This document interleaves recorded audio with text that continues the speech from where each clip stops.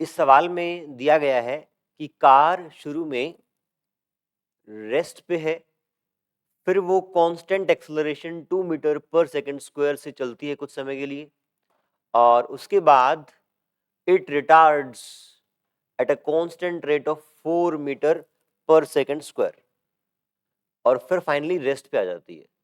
It remains in the motion for 3 seconds, 3 second के लिए motion में रहती है।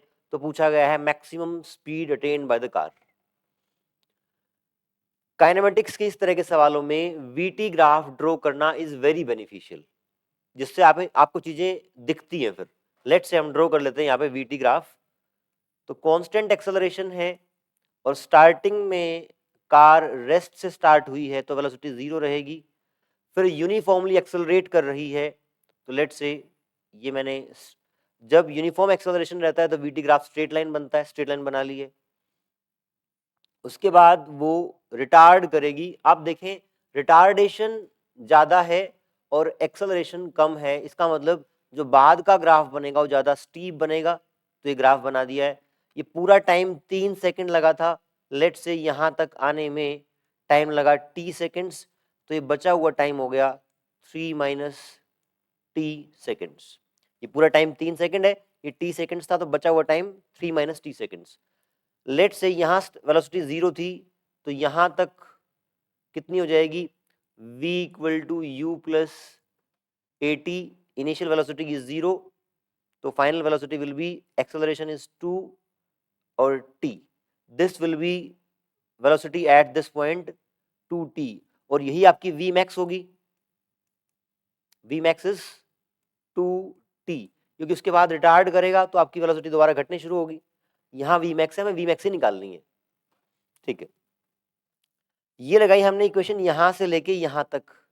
अब लगाते हैं यहाँ से लेके यहाँ तक। उसमें क्या होगा, स्टार्टिंग में आपकी वेलोसिटी कितनी है 2t और फाइनल 0। इसी एक्सप्रेशन को दोबारा यूज करेंगे तो final velocity is 0, initial velocity is 2t, now acceleration is -4। Retard कर रहा है आपका ऑब्जेक्ट, तो -4, और टाइम कितना बचा इस मोशन के लिए 3 माइनस टी। ये इंपॉर्टेंट है, यहाँ पे आप 3 माइनस टी पुट करेंगे, क्योंकि यहां से यहां तक के मोशन के लिए टाइम अवेलेबल कितना है 3 minus T.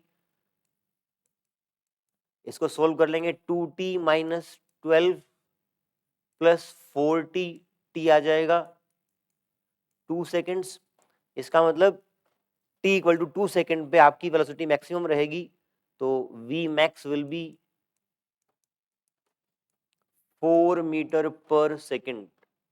Answer third is correct.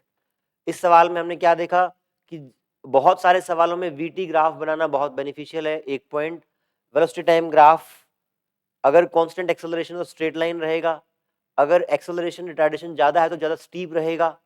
और तीसरा यहाँ पे हमने एक स्पेशल तरह का सवाल है, आपने पहले कर रखा है तो आप इसको आसानी से कर सकते हैं। Thank you.